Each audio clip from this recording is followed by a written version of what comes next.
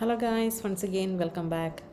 ഇപ്പം ഞാൻ നിൽക്കുന്നത് 4-ാം സ്ഥലത്താണ്. അപ്പോൾ ഇന്നത്തെ വീഡിയോ എന്ന് പറഞ്ഞാൽ 4-ാം സ്ഥലത്തെ കാഴ്ചകളാണ്. അപ്പോൾ വീഡിയോ ഒട്ടും തന്നെ സ്കിപ്പ് ചെയ്യാതെ കാണുക. ഈ സ്ഥലവും ഈ ദേവാലയവും സ്ഥിതി ചെയ്യുന്നത് ഡൊളോറസ സ്ട്രീറ്റിൽ തന്നെയാണ്.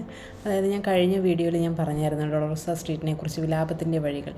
ഈശോ കുരിശും വഹിച്ചുകൊണ്ട് നടന്ന വഴികളെല്ലാം വിലാപത്തിൻ്റെ വഴികളായിട്ടാണ് രേഖപ്പെടുത്തിയിരിക്കുന്നത്. പാരമ്പര്യമനുസരിച്ച് യേശു തൻ്റെ അമ്മയായ മറിയത്തെ കണ്ടുമുട്ടുന്ന സ്ഥലമാണ് ഈ ഡൊളോറസ സ്ട്രീറ്റിനരികത്തുള്ള ഈ ദേവാലയം അല്ലെങ്കിൽ ഈ സ്ഥലം. അതുപോലെ തന്നെ കുരിശിൻ്റെ വഴിയിലെ 4-ാമത്തെ സ്ഥലം കൂടിയാണിത്. പരിശുദ്ധ അമ്മ ഇവിടെ നിൽക്കുകയും മരണത്തിലേക്കുള്ള വഴിയിൽ കുരിശ് ചുമക്കുമ്പോൾ തൻ്റെ മകൻ അനുഭവിക്കുന്ന കഷ്ടപ്പാടുകൾ നിരീക്ഷിക്കുകയും ചെയ്ത സ്ഥലം കൂടിയാണ്. ഈ ദേവാലയം ബൈസാൻറ്റിയൻ കാലഘട്ടത്തിൽ നിർമ്മിക്കപ്പെട്ടതാണ്. പിന്നീട് ഇത് പുനർനിർമ്മിക്കപ്പെട്ടത് 1881 ഈ ദേവാലയത്തിൻ്റെ പേര് അവർ ലേഡി ഓഫ് സോറോസ് എന്നാണ്.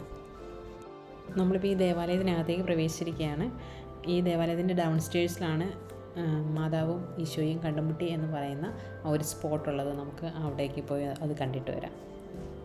ഈ സ്ഥലം അന്ന് മാതാവ് അനുഭവിച്ച ദുഃഖവും അല്ലെങ്കിൽ അങ്ങേയറ്റത്ത് ദുഃഖം മൂലമുണ്ടാകുന്ന വൈകാരിക അവസ്ഥയും സൂചിപ്പിക്കുന്നു. അങ്ങനെയാണ് ഈ പള്ളിക്ക് അവർ ലേഡി ഓഫ് സോറോസ് എന്ന പേര് വരാൻ തന്നെ കാരണം. നമ്മളിപ്പോൾ ഡൗൺ സ്റ്റേഴ്സിലെത്തി. ഇവിടെ വളരെ മനോഹരമായിട്ടുള്ള അമ്മയും മകനും പരസ്പരം ആശ്വസിപ്പിക്കുന്ന ഒരു സ്റ്റാച്ചു ആണ്. ശരിക്കും വേദന ഉളവാക്കുന്ന ഒരു സ്റ്റാച്ചു ആണ് ഇവിടെ ചെയ്തു വെച്ചിരിക്കുന്നത്. വളരെ മനോഹരമായിട്ടൊരു സ്റ്റാച്ചു. ഈശോയും മാതാവും കണ്ടുമുട്ടിയ സ്ഥലമാണിത്. ശരിക്കും ഭയങ്കര ബ്ലെസ്സിങ് ആയി തോന്നുന്നു ഇത് കാണാൻ സാധിച്ചതിൽ. അതുപോലെ തന്നെ പരിശുദ്ധ അമ്മ ഇവിടെ നിൽക്കുന്ന സമയത്ത് ആ പതിഞ്ഞ കാൽപ്പാടുകൾ ഇവിടെയുണ്ട്. അതും അല്ലെങ്കിൽ കാൽപ്പാടുകൾ അല്ലെങ്കിൽ ഒരു ജോഡി ചെരുപ്പിൻ്റെ ഭാഗങ്ങൾ അന്ന് ബൈസാൻറ്റിയൻ കാലഘട്ടത്തിൽ പണിഞ്ഞ പള്ളിയാണെന്ന് ഞാൻ പറഞ്ഞല്ലോ. അപ്പം ഇത് അന്നത്തെ കാലത്ത് 5-ാം നൂറ്റാണ്ടിൽ നിർമ്മിച്ച മൊസൈക്ക് തറകളാണ്. അപ്പോൾ ആ ഒരു കാൽപ്പാട് അവരതുപോലെ തന്നെ അവിടെ ചെയ്ത് വെച്ചിട്ടുണ്ട്. ശരിക്കും നിങ്ങൾ കാണാൻ പറ്റുന്നോന്ന് അറിയില്ല. 2 കാൽപാദങ്ങളുടെ ഒരു സ്പോട്ട് അവിടെയുണ്ട്. പരിശുദ്ധ അമ്മ നിന്ന സ്ഥലം എന്നാണ് ഇതിനെ വിശേഷിപ്പിക്കുന്നത്. നിങ്ങൾ കാണുന്നോന്നറിയില്ല, ക്യാമറയിൽ അത് ക്ലിയർ അല്ല, ശരിക്കും ബ്ലറായിട്ടാണ് കാണുന്നത്. ശരിക്കും ഇത് 5-ാം നൂറ്റാണ്ടിലുള്ള ഫ്ലോറാണ്.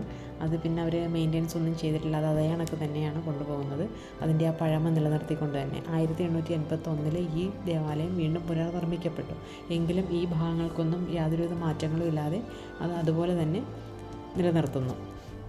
ഇവിടെ മെഴുകുതിരിയൊക്കെ കത്തിച്ച് നമുക്ക് പ്രാർത്ഥിക്കാം, നമ്മുടെ ആവശ്യങ്ങൾ എഴുതി വയ്ക്കാം. ഇതിന് തൊട്ട് സൈഡിൽ തന്നെ ഒരു ചാപ്പലും ഉണ്ട്. ശരിക്കും ഒരു പീസ്ഫുൾ അറ്റ്മോസ്ഫിയറാണ് ഇവിടെ ഫീൽ ചെയ്യുന്നത്. നമുക്ക് ശാന്തമായിട്ടിരുന്ന് പ്രാർത്ഥിക്കാനൊക്കെ ഉള്ളൊരു സൗകര്യം ഇവിടെ ഉണ്ട്. വളരെയധികം ബ്ലെസ്സിങ് ആയിട്ടുള്ളൊരു സ്ഥലമാണിത്. ശരിക്കും ഈശോയും മാതാവും കണ്ടുമുട്ടി അവരുടെ വിഷമങ്ങൾ പങ്കുവച്ച ഒരു സ്ഥലമാണിത്. ഇതൊരു ചാപ്പലാണ്, ഇതിനോട് ചേർന്ന് തന്നെയുള്ളൊരു ചാപ്പലാണ്. ഇവിടുത്തെ ലൈറ്റ്സ് എല്ലാം ഓഫാണ് കേട്ടോ. അപ്പോൾ അതുകൊണ്ട് നമുക്ക് കൃത്യമായിട്ട് ക്യാമറയിൽ കാണാൻ പറ്റുന്നില്ല, ബ്ലറായിട്ടെല്ലാം കാണുന്നത്.